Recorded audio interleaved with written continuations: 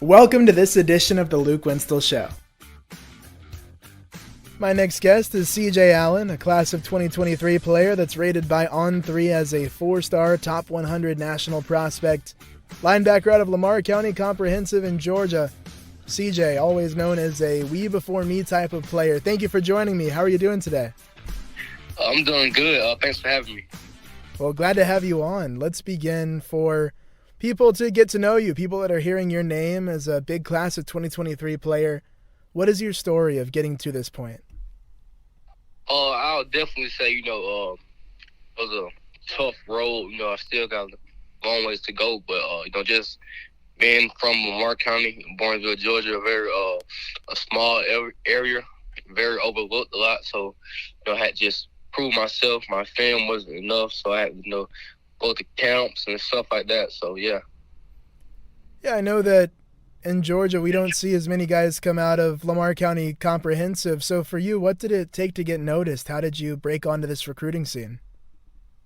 Just going to camps. My first camp I went to was an MP camp with Rusty Manziel. I feel like I did very good in that. Just knowing Rusty Manziel, and it just went up from there.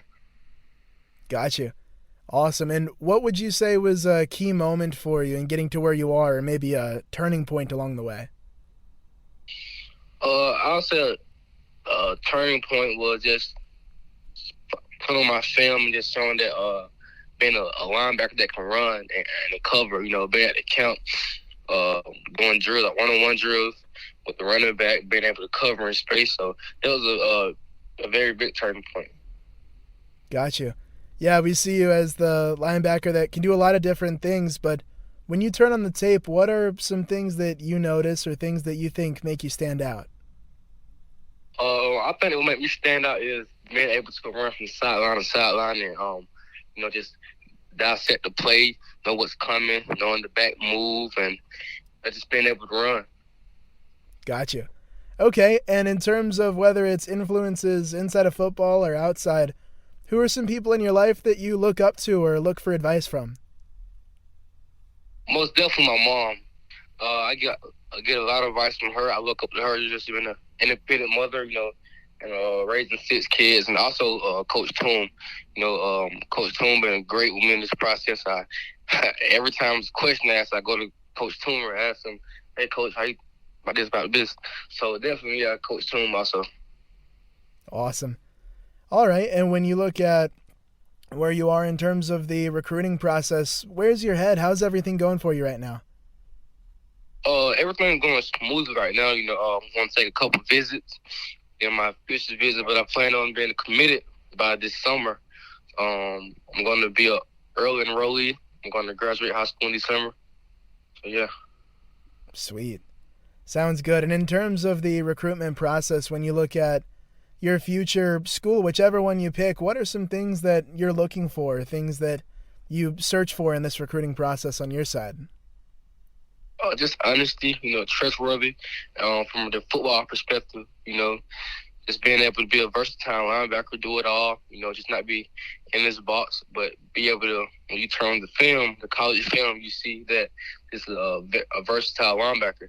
And also being at a place where it feels like home, where around people that feel like brothers and sisters, and, just being around great people that want to achieve the same goal.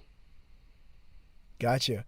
And getting to this point in the recruiting process, what challenges or what things have you had to overcome to get to where you are? Definitely, saying no, talking to coaches, 24/7. Also, just being a young man and speaking on how I feel and stuff like that. Gotcha. Okay, and when you look off the field, what are some things that you enjoy outside of football or some hobbies that you have? I'll say I'm very a laid-back person outside of football, so, I just like to chill, play video games with my friends, just and hang with them. Gotcha. What do you think is a hidden talent you have or something outside of football that you're really good at?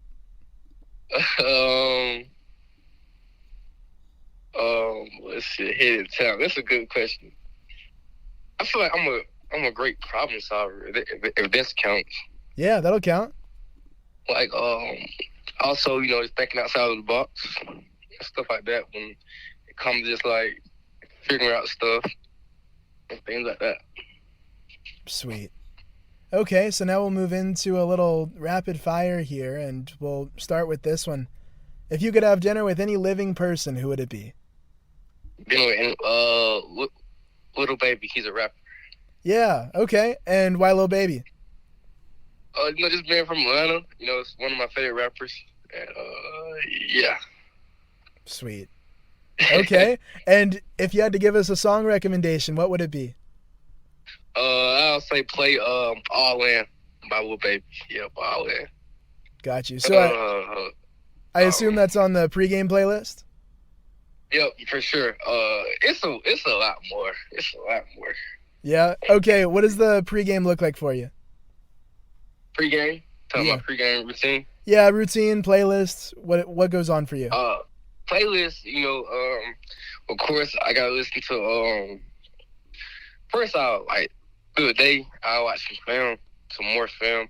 Just pick up on any extra keys I didn't pick up in the week.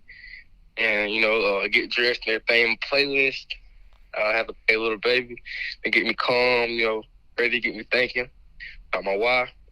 Then I play a person called NBA Youngboy that's very hype and upbeat, and they'll get me like up. There you go.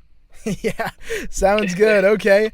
And when you go and look back at your process of getting into football and getting into this position where you can be a Power 5 type of player, for you, what was the moment, or was there a moment when you really knew or things started to come into play for you to be at this level? I'm definitely, just being a little kid, I was just playing the game, for fun. Then even my ninth grade year, I was like, whatever come with it. But, I had to go to counts. But a moment that really just solidified it, I'll say, was an All-Star game. I'll never forget the quarterback. He had rolled, tried to break the pocket, and I had ran him down. Like, that was a play that's just like, all right, yeah, I can do this, and just competing with guys that with more ranking than me, more offers than me at camps, and just competing. Yeah, I say so it solidified it also. Well, when you get some of these rankings and stars that you've gotten, I know different outlets have you in some different spots, but On3 with a really big post lately in their rankings update puts you as a top 100 national player. Got you the 4-star ranking. So when you look and react to that, what goes through your head? I would say it's a blessing for sure. Never take it for granted. But I feel like that whether it's a 1-star, 2-star, or 5-star, it doesn't define me as a person or as a player, Because either way it goes, if I'm a 1-star or a 5-star, I still have to wake up in the morning at 5 and go run. I still got to work. So, just being I still got to work and be a player. So, but it's a blessing for sure. It's a blessing, just finally just being recognized, as one of those top linebackers. It's a blessing. But I'll say it doesn't make me. Don't go around bragging about it, but it's a blessing for sure. I'm very grateful. For sure. And that doesn't define you, doesn't make you, like you said. So when we look at who you are and how you define yourself and how you want to be seen, what makes you you? How do you define yourself? What makes me is, not a lot of attention, I learned how to deal with it now, but it's just fine. But me just being a humble kid and never changing, and not let the situation define me. So, for example, I live by something called the chosen one. Out of all the kids, I was chosen. So I would this situation I'm in doesn't define me. It's what made me define me, if that makes sense. So, the hard times, everything, that's what defines me. For sure. Okay, and when we look at your overall going forward, what are some goals you have in mind or things that you'd like to achieve? Some goals I have in mind is definitely, just coming up just being a leader on the team, leading the team, just getting to the playoffs this year. It's been a minute since Lamar County been to the playoffs, so I want to lead our team to that. So hypothetically, if you were to hit it big in terms of football and be in a position to give back to your community, what would be some things you want to do or causes that you want to support?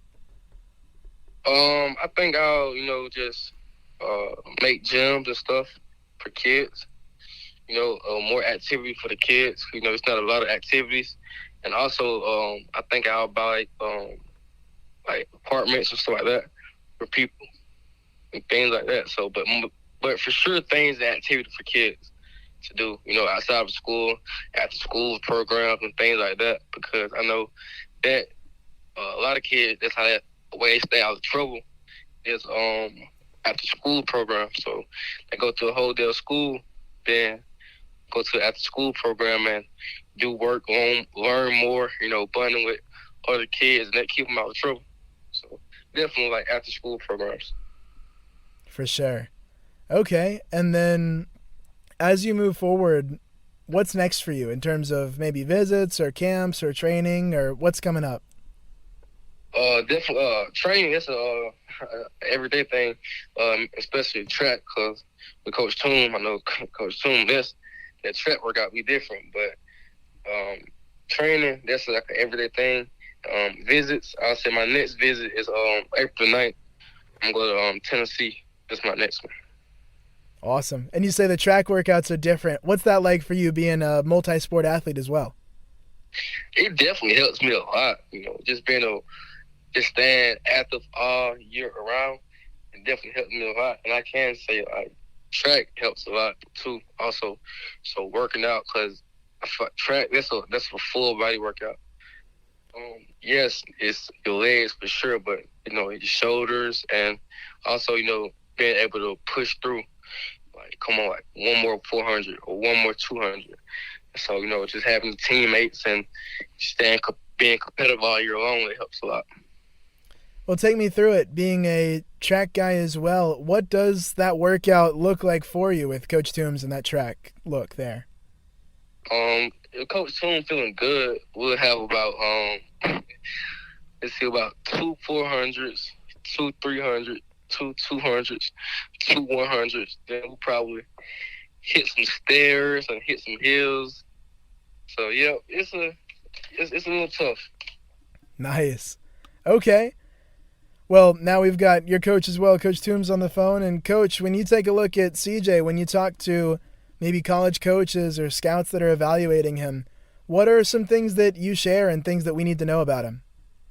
Well, the first thing I noticed about him, God permitted me to be the opportunity to be with Jared Davis, who was a first-round drafted with the Lions, played at Florida. I was with him at Camden County. When I first met CJ, his entire demeanor, the way he spoke, the way he carried himself, quiet leader. I was like, that's Jared Davis. Like, that's JD all over again. I'm like, no, this can't be the same kid. So as time progressed, I'm like, he is JD. And I talked to JD. He was like, Toom, like, that's me. So CJ wasn't a big vocal leader, but you can just tell he had the it factor. And it was crazy because CJ's actually known me for years before I actually knew him, because I knew his brother, Keelan, who plays at Southeast Missouri. And I met him at the camps, but CJ was always the little brother who tagged along, and I never knew that. So when I first met CJ, he told me, he said, well, Coach, I've actually known you for years, but you never knew me. So it was kind of like divine intervention that CJ and I were going to be together. That's awesome. Well, Coach, CJ, thank you both for your time. It was great talking with you today.